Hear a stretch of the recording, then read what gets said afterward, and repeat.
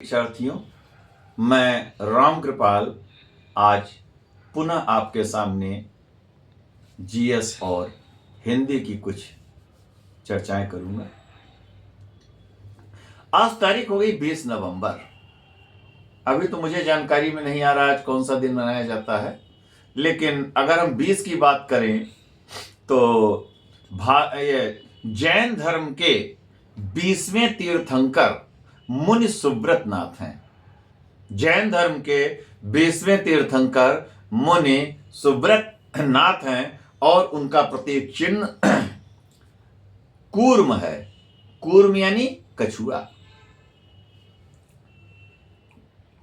कछुए की आयु काफी मानी जाती है। कोई कोई कछुए बड़े छोटे होते हैं और कोई कोई तो कछुए काफी विशाल होते हैं।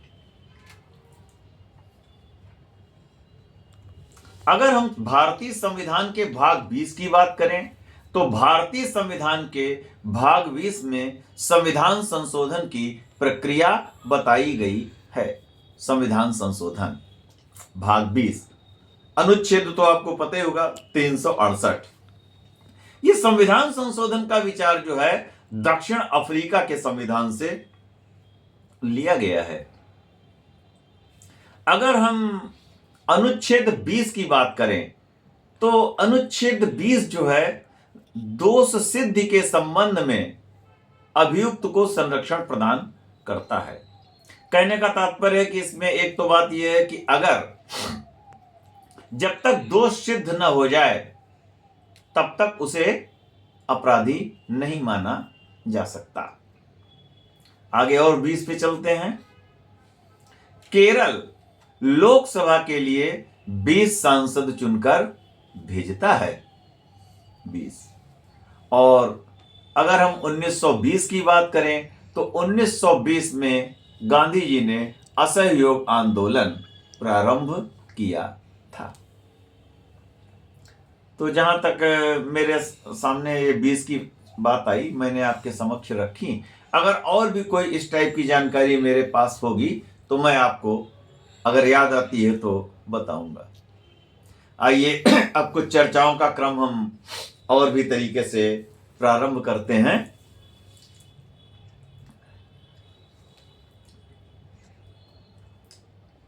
सल्तनत काल में किसका शासन सबसे अधिक समय तक रहा? तो यह था तुगलक वंश।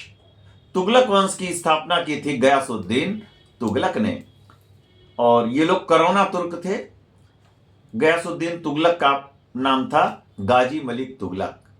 तो गाजी मलिक तुगलक हुए, फिर मोहम्मद बिन तुगलक हुए, फिर फिरोज शाह तुगलक हुए, फिर और भी कई शासक हुए, और फिर नासिरुद्दीन महमूद तुगलक हुए। और उसके बाद जो वंश आया वो था सैयद वंश। सैयद वंश की स्थापना खिज्र खान ने की थी। हालांकि खिज्र खान ने कभी भी राजा की उपाधि ग्रहण नहीं की, शासक की उपाधि, बादशाह की उपाधि ग्रहण नहीं की, क्योंकि ये अपने आप को तैमूर लंग का अधीनस्थ सामंत मानते थे और इनकी जो उपाधि थी वो थी रैयते आला। आगे चलते हैं। कस्तूरी मृग योजना कहां पर प्रारंभ की गई? कस्तूरी मृग योजना ये 1970 में IUCN इसके सहयोग से उत्तराखंड के केदारनाथ अभ्यारण्य में प्रारंभ की गई कस्तूरी मृग योजना। जो मुझे जानकारी है कि जो कस्तूरी होती है केवल नर मृग यानी हिरण के नाभि में पाई जाती है, पेट में पाई जाती है। इस पर कबीरदास ने एक बड़ा अच्छा दोहा कहा है, बोला है, कस्तूरी कुंडली बसे मृग ढूंढे बनमाही, ऐसे घट घट राम हैं दुनिया देखे नाही। ये कबीरदास जी ने कहा। कबीरदास जी के गुरु का नाम था रामानंद। कबीर, रविदास, धन्ना, पीपा, सेना ये सभी रामानंद के शिष्य थे। रामानंद जी का जन्म प्रयागराज में हुआ था। आगे चलते हैं।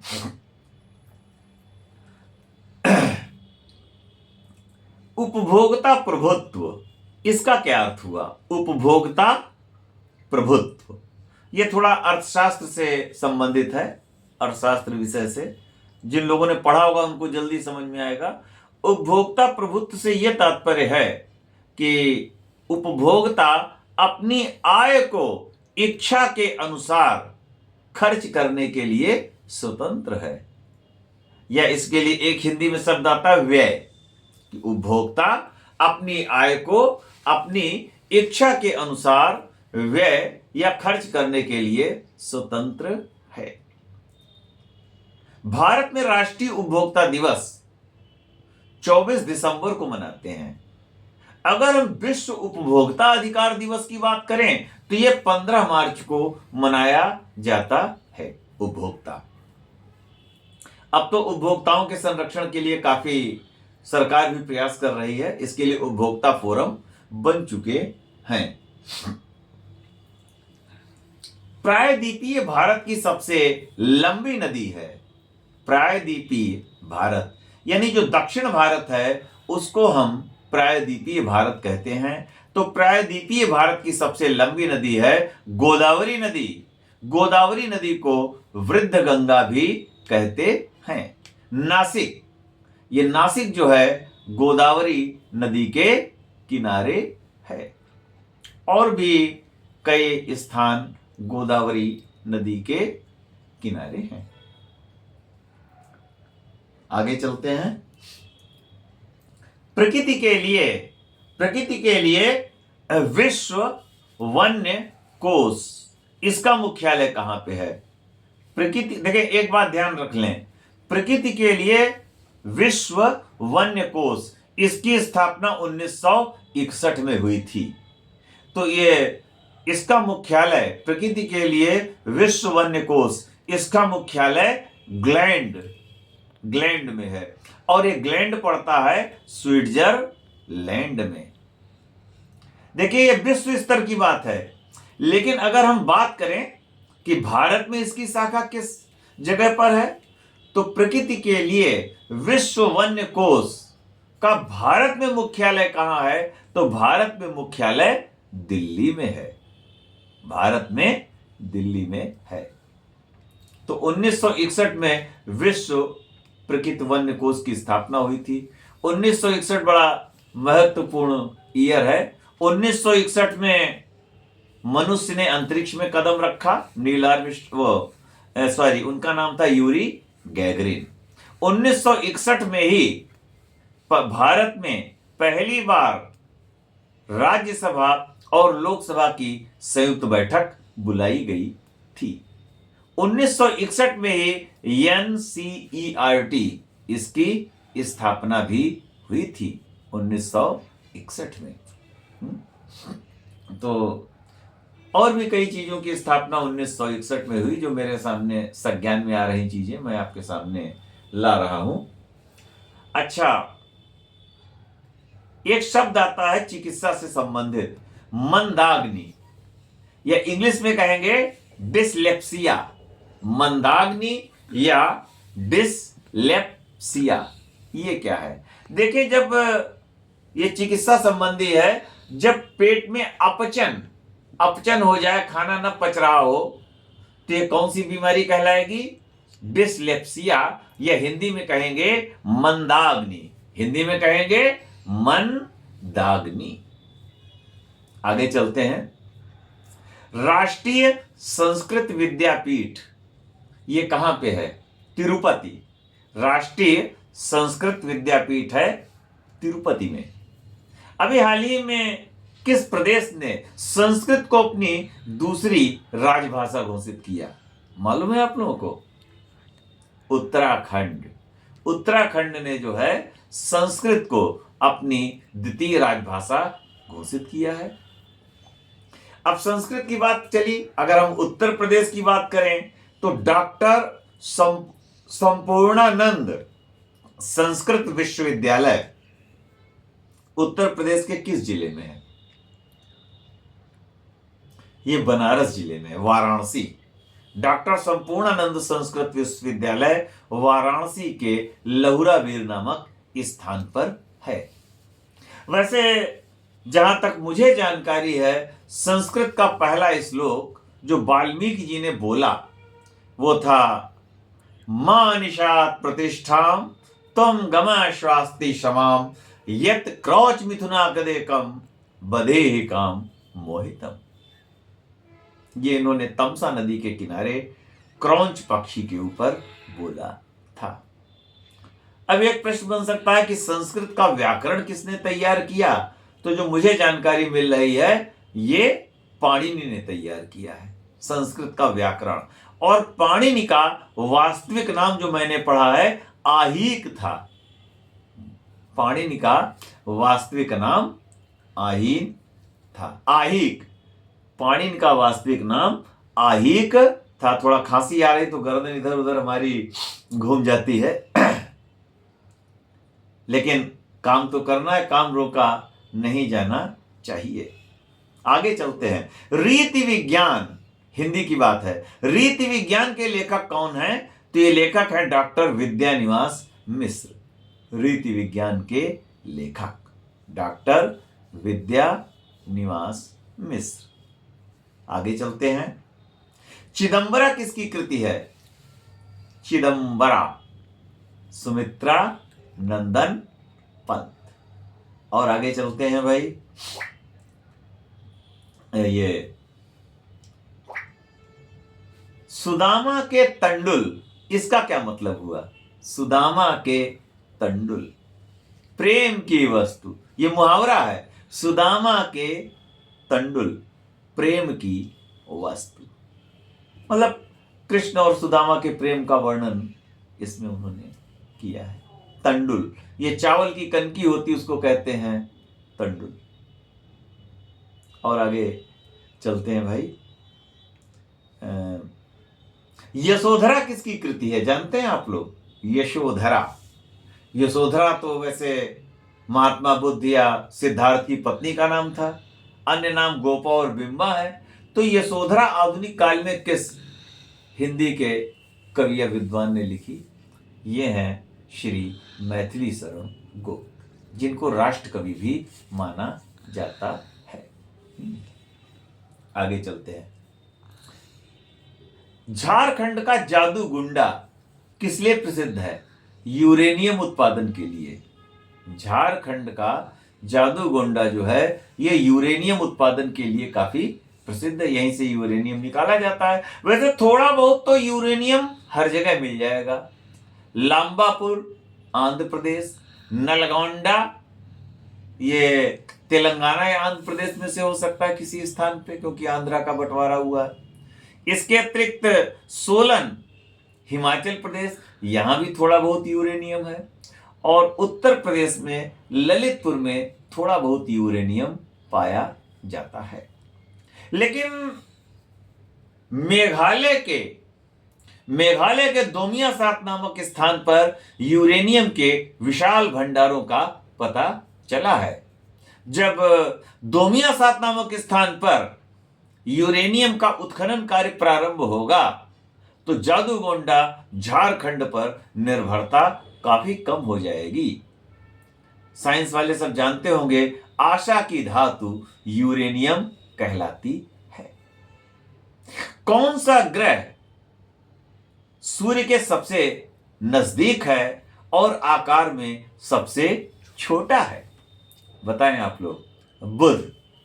बुध ग्रह जो है ये आकार में सबसे छोटा है, सूर्य के सबसे नजदीक है और सूर्य की परिक्रमा ये 88 दिनों में पूरी करता है, 88 डेज।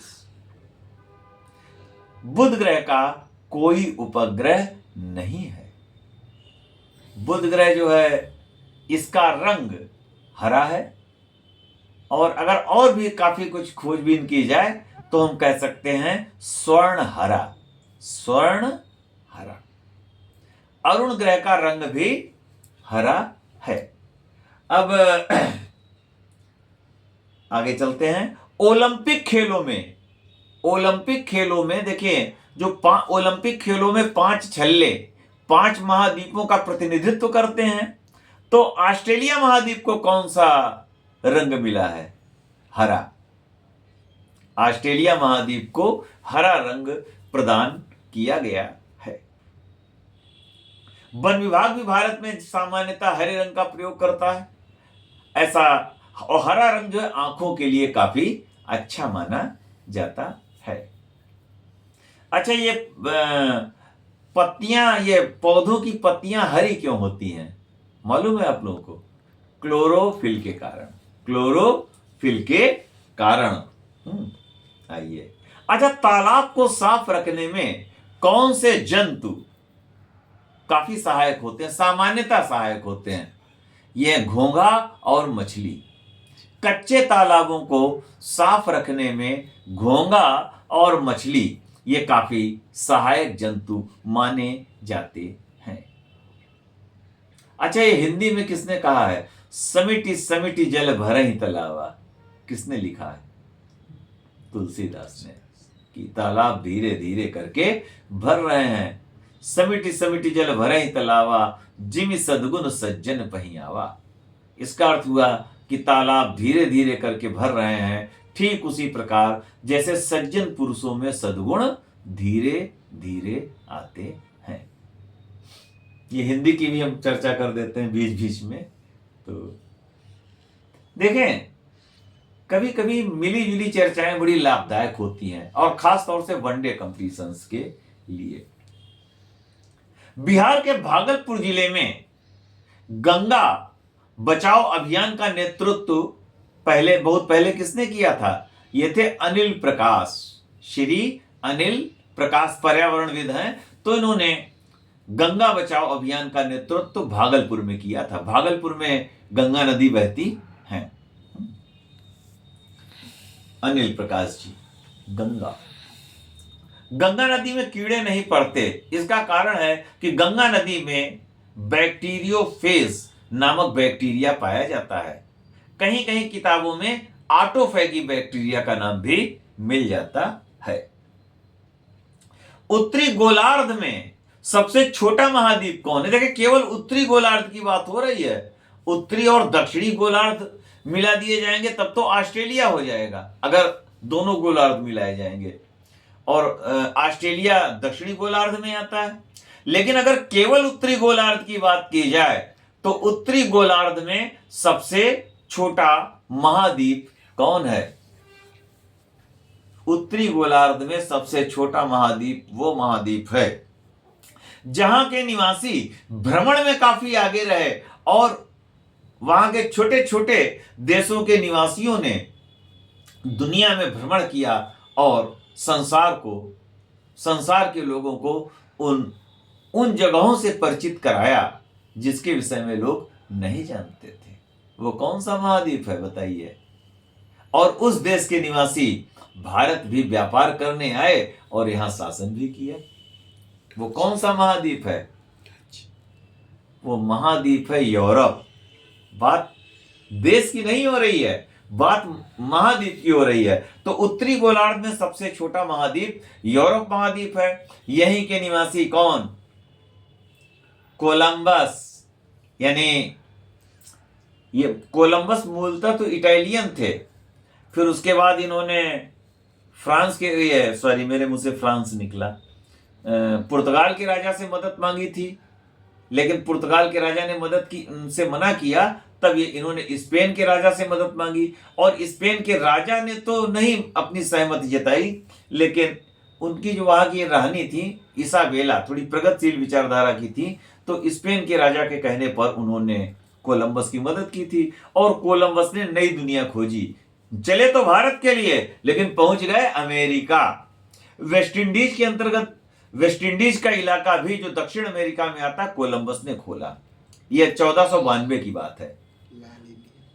उसके बाद जो है, जब इन्होंने खोज लिया तो पुर्तगाल को भी खलबली मची, और 1497 में जब वास्को डिगामा ने पुर्तगाल के राजा से भारत खोजने की बात की, जलमार्गों की बात की खोजने की, तो राजा ने बिना सोचे समझे मदद की, और 1497 में वास्को डिगामा पुर्तगाल से चले, और 1498 में कालीकट यानी भारत आए। फिर उसके बाद डच भी आए, अंग्रेज आए, फ्रांसीसी आए, और डेनमार्क के निवासी डेनिस भी भारत व्यापार करने आए और कई देशों में गए ये लोग। तो ये देश जो मैंने बताए हैं किस महाद्वीप में पड़ते हैं? यूरोप। अभी मैंने डेनमार्क की बात की, तो अभी हाल ही में जो मिस यूनिवर्स चुनी गई हैं वो डेनमार्क की ही हैं। उनका नाम है विक्टोरिया केजर। और नॉर्डिक समुदाय का मुख्यालय कहां पे है? डेनमार्क की राजधानी कोपेनहेगन। डेनमार्क की राजधानी कोपेनहेगन। नॉर्डिक परिषद। और जो डेनमार्क है यहां के निवासी क्या कहलाते हैं? डेनिस। हालांकि भारत भी डेनिस व्यापार करने आए, लेकिन जब, हाँ थोड़ा ध्यान दें कि जब उनको यहां पर व्यापारिक सफलताएं नहीं मिली तो उन्होंने अपने इलाके अंग्रेजों को बेच दिए और यहां से चले गए। ये हुआ। एक चीज और डेनमार्क के विषय में, सबसे बड़ा द्वीप कौन है? ग्रीनलैंड। तो ग्रीनलैंड है तो उत्तरी अमेरिका में, लेकिन फिलहाल वो डेनमार्क के अधीन है। चलिए आगे चलते हैं। प्यासी भूमि का देश कहलाता है ऑस्ट्रेलिया। अभी ऑस्ट्रेलिया की काफी चर्चा हो चुकी है। ऑस्ट्रेलिया महाद्वीप में लगभग 16 देश आते हैं। Australia, New Zealand, Fiji, Nauru, Kiribati और भी कई देश हैं। माओरी जनजाति ये न्यूजीलैंड में निवास करती है।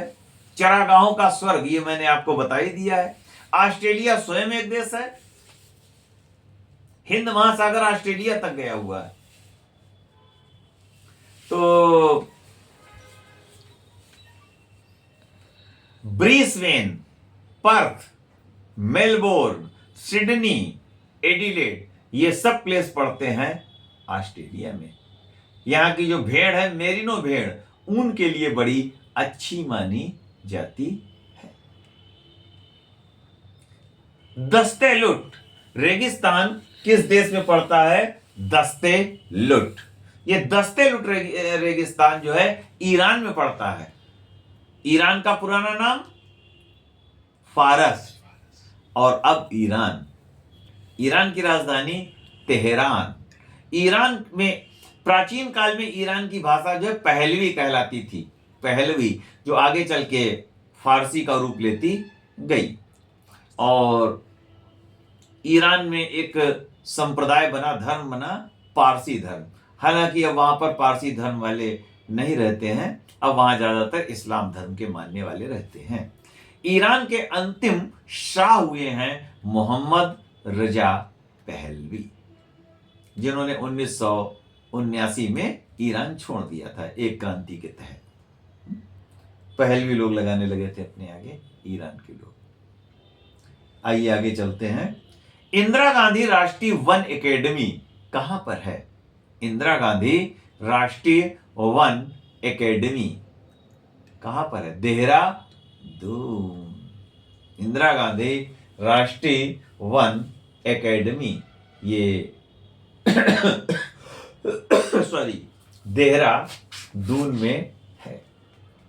इसके अतिरिक्त वृक्ष प्रजनन एवं आनुवंशिकी संस्थान कहां पे है? कोयंबटूर। वृक्ष प्रजनन एवं आनुवंशिकी संस्थान ये कोयंबटूर में है। गोविंद वल्लभ पंत हिमालयन पर्यावरण एवं विकास संस्थान ये कटारमल, अल्मोड़ा, उत्तराखंड के अंतर्गत आता है। सलीम अली पक्षी विज्ञान केंद्र कहां पर है? यह पड़ेगा कोयंबटूर में। ये भारतीय विद्यापीठ जो पर्यावरण से संबंधित संस्थान है, यह संस्थान पड़ता है पुणे में। और इसके अतिरिक्त क्या कहना चाहिए, सीपीआर पर्यावरण केंद्र, ये कहां पड़ता है बताइए? सीपीआर पर्यावरण केंद्र ये कहां पड़ेगा? ये पड़ेगा मद्रास, नाउडेज चेन्नई। कहां पड़ेगा? चेन्नई। अभी पर्यावरण की बात चल रही है। अच्छा ये बताइए, हरे की बात चली तो वर्तमान समय में राष्ट्रीय हरित न्यायाधिकरण के अध्यक्ष कौन हैं? श्री न्यायमूर्ति प्रकाश श्रीवास्तव राष्ट्रीय हरित न्यायाधिकरण के अध्यक्ष हैं न्यायमूर्ति प्रकाश श्रीवास्तव। अच्छा, भारत में हरे जज किसको कहते हैं? हरित न्यायाधीश न्यायमूर्ति कुलदीप सिंह। उसका कारण है कि इन्होंने पर्यावरण के संबंध में बहुत ही फैसले दिए, तो इनका उपनाम पड़ गया हरित जज या हरित न्यायाधीश। आइए आगे चलते हैं। ये बताइए, टपक सिंचाई पद्धति इसको किसने खोजा? जो मुझे जानकारी मिल रही मैं आपको बताऊंगा, वैसे तो आप लोगों को हो सकता है कोई इससे भी अच्छी जानकारी हो। टपक सिंचाई पद्धति, देखिए जो मुझे जानकारी मिल रही है 1940 में टपक सिंचाई, ये इजराइल के एक वैज्ञानिक थे सिमका ब्लास, उन्होंने खोजी टपक सिंचाई पद्धति। इजराइल के वैज्ञानिक या इंजीनियर कह सकते हैं, सिमका ब्लास ने ऐसा किया था। आइए आगे इसी क्रम को आगे बढ़ा रहे हैं।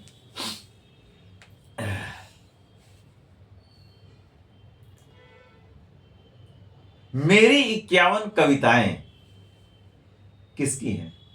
मेरी 51 कविताएं, ये उस व्यक्ति की कविताएं हैं जो जब विदेश मंत्री बना तब उसने जो है संयुक्त राष्ट्र संघ में हिंदी में भाषण दिया था।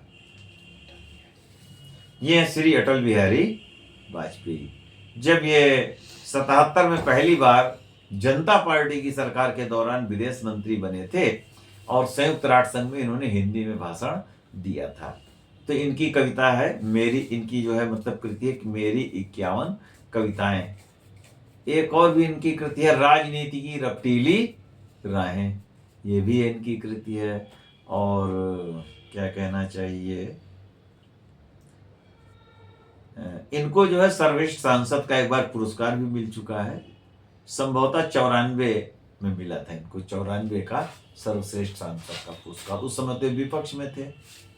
तो और भी कई इन्होंने पुस्तकें समय समय पर लिखी हैं और बाद में प्रधानमंत्री भी रहे, कुछ लगभग 96 में 13 दिन रहे, फिर उसके बाद 98 में बने, तब 1 वर्ष 1 महीना रहे और उसके पश्चात 99 में फिर लगभग वही इन्होंने पूरा 5 मतलब जो ना कार्यकाल था वो पूरा किया था। आइए कुछ और आगे क्रम बढ़ाते हैं।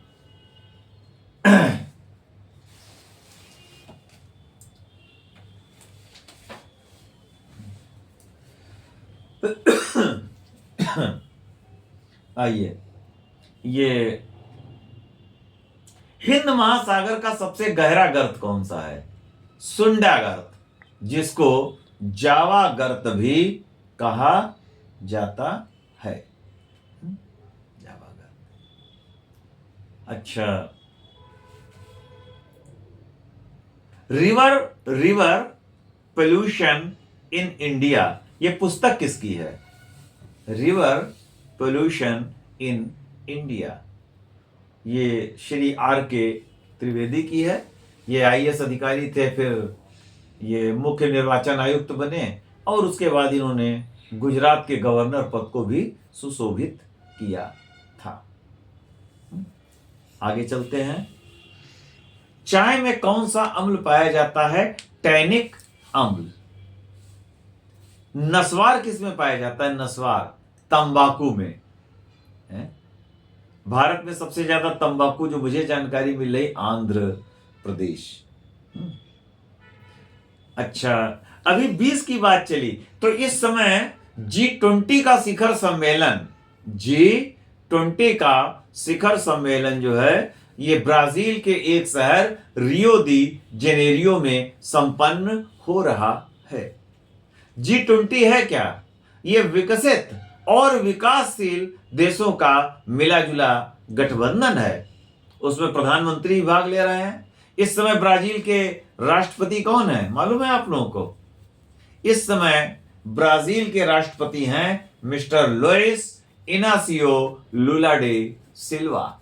Louis Inacio Lula da Silva, लेकिन वहां पर प्यार से लोग इनको लूला कहते हैं।